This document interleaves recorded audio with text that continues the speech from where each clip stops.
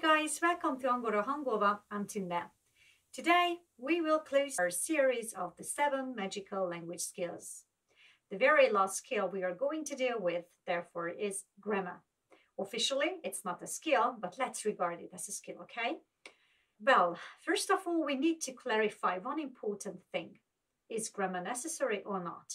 I personally, as a teacher, would say, yeah, of course, it's necessary. The thing is, it's not all the same how we learn it.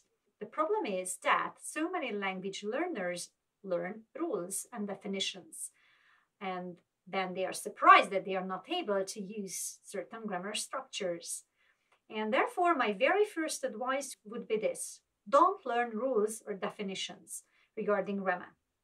They are just for understanding the structure itself, for your logical part, but otherwise, instead of learning rules or different definitions, you should learn grammar in sentences, with examples, with sample sentences. The more patterns you see about a grammar structure, the better it will help you in the comprehension process, because you will be able to see it in context, in practice. And that's why, instead of learning rules, I would recommend to you to learn sentences with the given new structure. Number 3 is try to ignore long, convoluted explanations or very complicated explanations of grammar rules.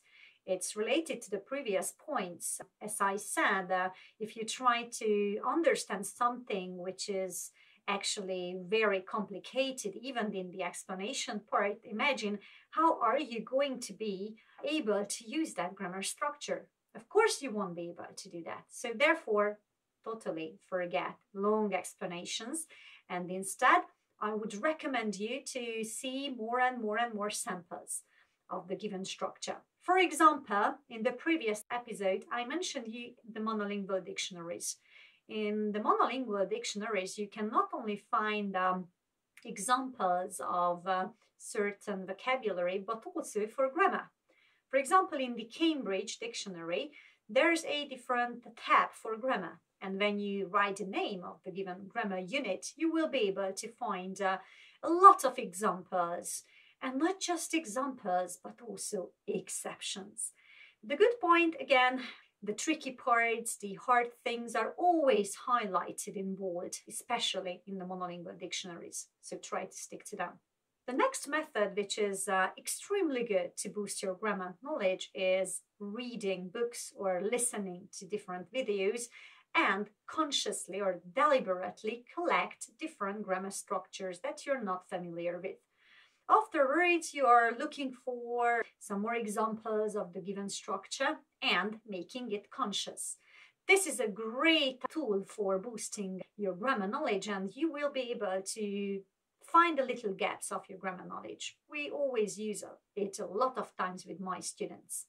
Number 6, it's important to put the new grammar structure or grammar unit into practice.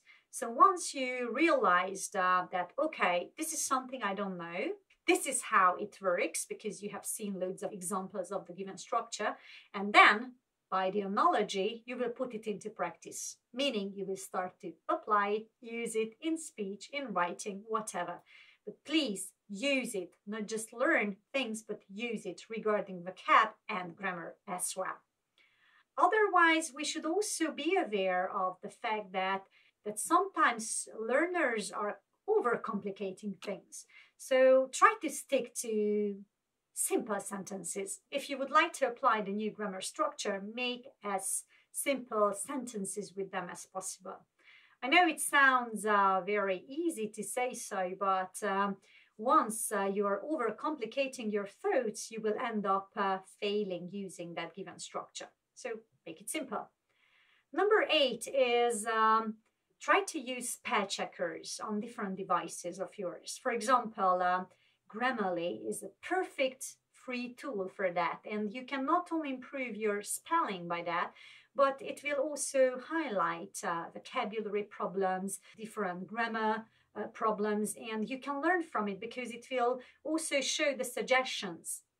You can download it on any gadget and you will be able to improve your grammar this way. Number 9 is slow down. I've said it before regarding other skills, but so many times when you speak, for example, when I speak fast, I also make mistakes. I guess almost everybody does that. And therefore, when we would like to make the recurring mistakes conscious, it's better to slow down and pay attention to the recurring mistakes. And if you're talking about mistakes, it might sound controversial, but I would recommend to you to dare to make mistakes, but learn from your mistakes regarding grammar, use of vocab, pronunciation, anything. If you're collecting your recurring mistakes, grammar mistakes, with a checklist and from time to time revise it, okay, these are the things I make as a mistake and these are the good patterns, then you will be able to become more and more precise and accurate regarding your use of English. So there we are. I hope you found this series useful and you're about to put these little methods into practice, because, you know, if you just listen to these or read different books on the topic, you won't be able to become a confident language user. And that was my purpose with this series. I'm curious what you think about boosting your grammar.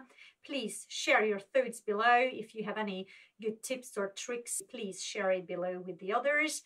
Soon we are going to continue with a brand new series. Until then, don't forget to subscribe to my channel. And if you like this video, please give us a thumb up. Thank you and take care. Bye.